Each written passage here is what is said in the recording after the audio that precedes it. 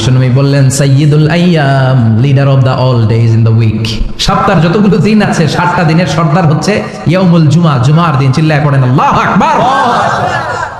তার মানে বছরের শ্রেষ্ঠ দিন আরাফার দিন, বছরের শ্রেষ্ঠ রাত কদরের রাত, শ্রেষ্ঠ মাস রমজান মাস, আর 7 দিনের মধ্যে শ্রেষ্ঠতম দিন হচ্ছে জুমার দিন। কোন দিন? জুমার দিন। এই সূরাতুল জুমা নিয়ে আমরা কথা শুনবো ইনশাআল্লাহ। বলেন এটা সাধারণ দিন নয়। ফিহি খালাকাল্লাহু আদম, কালকের এই দিনটায়, এই জুমার দিনে আল্লাহ তাআলা সাইয়েদনা আদম আলাইহিস সালামকে তৈরি করেছে। সুবহানাল্লাহ।